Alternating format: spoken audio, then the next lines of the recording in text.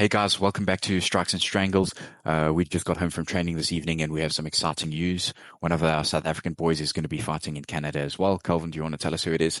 100%. It's Mark Hulme. He's going to be facing against Zachary Powell on the 19th of January in Unified MMA.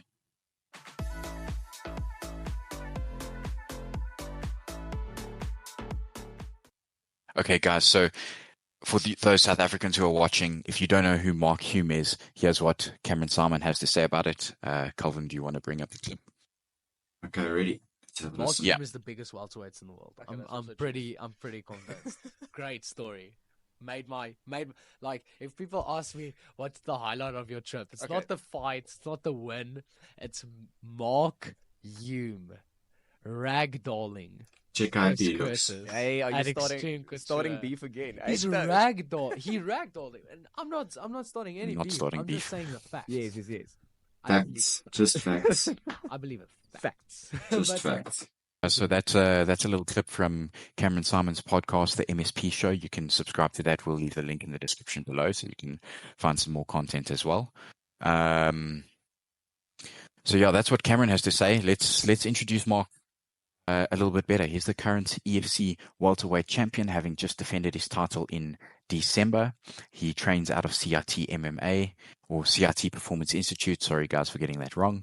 His sparring partners will be the likes of Dricus du Plessis, Cameron Simon, JC Lamprecht, Ryan de Jager, and many others. Yeah, so Mark Hulme, predominantly a ground fighter. You said 11-3. 7 of those wins come via submission in the first round. So on the ground, he is an absolute wizard. Starts fast, very entertaining, likes to finish, doesn't really like to leave fights going to the judges. So yeah, I'd say he's very confident. Let's have a listen to what he has to say about being a confident fighter. So I take him down, I take his back, almost get the rear naked. We go up, down the first round. And as soon as that round ends, the excuses just start from Chris Curtis. I'm so tired. I don't know what's going on to you. But he's shouting it to the whole gym. So I'm like, okay, cool. You were manhandling him. I was ragdolling him, like badly so. Ragdolling. Second round, I went with that guy that did the knockout. Yeah. Good round for us, back and forth. Then Chris came back for the third round. You want to pause it there? Helping you a time. Yeah, there you So go. so yeah, for Mark Hulme to be speaking like this about I think he was number 15th ranked Chris Curtis in the UFC at the time, shows extreme confidence. And if you listen a little further, which we're going to play for you now, it's even funnier. The guy's got a sense of humor too. Okay, let's have a listen. I'm No, sure. that was like, I think that's where I took his soul. Like His soul. That was, Chris Curtis's soul is here in It's South in my- Africa. it's in my back pockets. He can come get it anytime he wants. So that's just a little clip on the CS du Plessis show. What's pretty cool about that as well is we've got some more beef for UFC Africa. So when Dricus defends his title in Africa, let's have Cameron Simon on there. Let's have Mark there up against Chris Curtis and get him in the welterweight ranks very quickly. Just on that, I think you're just forgetting Chris Curtis is one of Sean Strickland's main training partners. So, I mean, if you have a look at that, Dricus' main training partner ragdolled Sean's. So that's what we're going to expect on Sunday for us, Saturday for the rest of the world. So Mark's obviously he's fighting on the 19th, which will be the day before Dricus' fight on Jan 20th. And Zachary Powell also has a teammate who's going to be fighting at UFC 297 Jan 20th in Mike Malo going up against Neil Magny.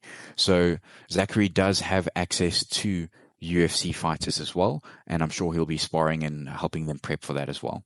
So, we've spoken a little bit about Mark. What do we know about Zachary? So we had to do a little bit of research and we watched what we could on YouTube. And from the fights that we could watch, I could see he's got some decent wrestling. He's got a nice right hand, overhand in particular. He's landed that quite a bit. So looks like it's got a bit of power. It's not very exciting though. 100% he looks like a wrestler. Likes to dominate on top control, but doesn't really do much with it. He's got a decent base and a decent gas tank, but fades in the later rounds. He's fought at lightweight, so he's a lightweight moving up to welterweight, which is quite interesting. We'll talk about that in a little bit. Most of his fights go to decision, and he's got 2 submission wins, with that being a rear naked choke and an arm triangle. Joel, do you want to tell us a little bit more about him? Yeah, so you mentioned he's fought as a lightweight and he's now moved up to welterweight. So if we go back and we look at his fights, his last finish was in 2018. So that's six That's a years while ago. ago. Yeah. 6 years, depending on when in the year he fought. But we're going to go with 6 years because it sounds a lot worse. But he's now moved up to welterweight, and he generally fights at welterweight. He's going to be coming into this fight without a weight cut or with a minimal weight cut. 100%. But let's also just chat about the size there. So with him being a lightweight in particular, I mean, he's only 5'9". I mean, Yeah, and so for that's you not South very tall. Africans, that's 175 centimeters. Okay, in comparison, how tall is Mark Hulme? So Mark Hulme is 188 centimeters tall. Okay, let's So throw up that picture with you in the cage with Mark Hulme after you won your last fight at Versus, and check him standing next to Dwayne. That's crazy. Eh? so This guy's a monster. yeah, Dwayne's massive, and if you check Mark looks almost like the same size. Maybe not as muscular or as beefy, but the heart's there, and the intimidation factor is there as well. Now let's actually talk about Mark Hulme. You would have seen earlier in the clip, Cameron said he's the biggest welterweight in the world, and you can definitely believe that. You go back into Mark's history, and you see that he used to fight at middleweight, and he's come down to welterweight. Now, the interesting fact about this fight, as you can see in the screenshot over here, it's been announced it's a middleweight bout, meaning that Mark will not have to cut a lot of weight going into this fight as well, which is insane. Massive kahunas to be going in up against Mark. It's I think the size difference is going to be an absolute mismatch. Mark is incredibly strong, which we'll see in a few clips that we're going to show you now. So I'm also wondering, just quickly before we show the clips, if this is a short notice fight, and how much are they actually paying Zachary Powell to take this fight? Because the size difference is absolutely ridiculous. Zachary Powell is 6-1. So he has 6 fights. You mentioned earlier 2 of those were finishes with a rear naked choke and an arm triangle. His loss came via split decision. Mark Hulme is 11-3, and 7 of those came from submissions, finishes in the first round. So experience. Quickly, it's double the amount of experience. So that again also favors Mark. I mean, on all scales, experience, no weight cut, all size, it's all leaning towards Mark, having the better advantage. But just chatting on that, we'll just talk about styles. I mentioned briefly that Zachary seems to be a predominant wrestler with top control. It looks like he doesn't do much ground pound, which is quite interesting because he's focusing on keeping guys down, and I don't think you're going to be able to keep Mark down. No. And then both of them like to start pretty fast. So we'll just go through 2 clips of recent fights of both of theirs, and then we'll just compare how they start and then where we think the fight's going to go. So this clip that we're looking at with Zachary, I don't know how recent it actually is. I don't know if it's from 3 years ago, but it was actually quite difficult to find some footage on him. But this is what we found. Let's switch to that now. So this is the clip. Yeah.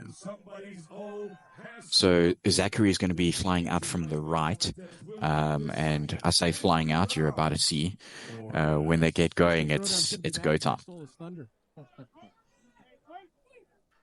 So there you go, taking center, opening big with a nice big kick, looking for that takedown immediately. Yeah, tries to get the takedown, and then watch what he does over here. Is he tries to get the control. He stays on top. Yes, he's in a little bit of a headlock over there, but this is his game plan. He's going to want to flatten you out in the cage and then start grinding from there. I think that's all I really wanted to see from this clip. Okay, you'll see he's going to pass to mount, and then this guy actually reguards quite easily if you go and watch the fight on YouTube. And then if we compare that now to how Mark how Mark started his most recent fight up against Peace, being a title fight. Calvin, do you want to bring that up? Yeah, 100%. Ready to go. Okay, let's have a look. Wow. Cool. Also, right out the gates, leading with the kick, putting the pressure on immediately, controlling the center quite nicely, not rushing anything. And he's not going to play with Peace and Company. Yeah. No. He's trying not to even let him get started. He wants an early night of work here. Cool. Okay. Do you want to pause it there? Okay. So that's how Mark came out. He came out on the feet, came out with some nice kicks down the middle, setting the distance in the range, setting the fear of going for the takedown. Peace's way to win that fight was to get Mark to the floor and to go for a submission. That's the only logical game plan that I could have seen for him to take that fight. And Mark came out and he put those shots straight down the middle, saying, hey, if you want to come in here, you're going to take some damage. So we'll probably see a similar opening. It's basically he's prepped already. He's just gone through this fight. And then, Calvin, if you just bring that back up, what I wanted to touch on is, if you watch this clip over here, Mark is not worried about it getting to the floor and forcing a scramble. He goes for a takedown over here now on Peace. Boom, fails the takedown, ends up on bottom. But just watch how strong he is and how good his technique is. Boom, back on his feet. And that's up against the guy who he was supposed to be avoiding the ground against. And it happens again here where he has, boom, okay, a failed takedown attempt, a little bit of a scramble. So Mark's trust in his ground game and his ability on the floor allows him to ragdoll his opponents and do what he wants with him, because what's the worst that can happen? You're going to end up in a rear naked choke in the first round. Yeah. Oh, hey man, that's a little bit mean. The worst can happen is he gets up and gets control again, but or finishes again in the first round like he has done previously. 100%. So Zachary, he likes the top game, but guys generally struggle to get out. Zachary's going up against a guy who's going to be a lot bigger, a lot stronger. He has the technique and the experience and the composure to just get out. Jiu-jitsu doesn't work on him. He's just going to stand up, or he's going to choke you out. It's one of the two options. Okay, so then let's quickly just chat about, obviously, if you guys haven't picked it up already, we think Mark's going to absolutely demolish Zachary. I'm sorry, Zachary, if you see this, but those are the facts. That's what's going to happen. But how do you think he's going to finish? With Dana being there at the event, Mark's looking for a highlight reel finish. I don't think he's necessarily going to go for the sub. I think he's going to go for the knockout or the TKO, because that's what he wants. And then, what do you think, Joel? So interesting thing on that is, I remember, I don't know whose podcast it was on. I don't know if it was CS or if it was Cameron, but Mark was saying what's next for him is he gets a TKO victory and then he's in the UFC.